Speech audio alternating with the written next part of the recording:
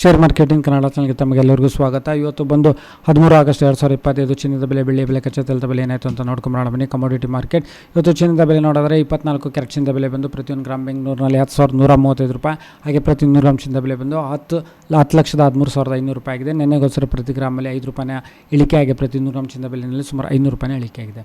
ಹಾಗೆ 22 ಕ್ಯಾರೆಟ್ ಚಿನ್ನದ ಬೆಲೆ ನೋಡಿದ್ರೆ ಪ್ರತಿಯೊಂದು ಗ್ರಾಮ್ ಬಂದು 9,290 ರೂಪಾಯಿ. ಹಾಗೆ ಪ್ರತಿ 100 ಗ್ರಾಮ್ ಚಿನ್ನದ ಬೆಲೆ ಬಂದು ಬೆಂಗಳೂರಿನಲ್ಲಿ 9,29,000 ಪ್ರತಿ ಗ್ರಾಮಲ್ಲಿ ಸುಮಾರು 5 ರೂಪಾಯಿನ ಇಳಿಕೆ ಆಗಿ ಪ್ರತಿ 100 ಗ್ರಾಮ್ ಚಿನ್ನದ ಬೆಲೆಯಲ್ಲಿ ಸುಮಾರು 500 ರೂಪಾಯಿನ ಇಳಿಕೆ ಆಗಿದೆ.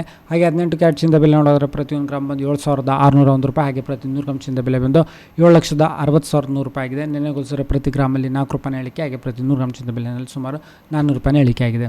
ಹಾಗೆ ಬೆಳ್ಳಿಯ ಬೆಲೆ ನೋಡಿದ್ರೆ ಪ್ರತಿಯೊಂದು ಗ್ರಾಮ್ ಬಂದು 115 ರೂಪಾಯಿ. ಹಾಗೆ ಪ್ರತಿ ಕೆಜಿ ಬೆಳ್ಳಿಯ ಬೆಲೆ ಬಂದು 1,15,000 ರೂಪಾಯಿ ಇದೆ ಬೆಂಗಳೂರಿನಲ್ಲಿ.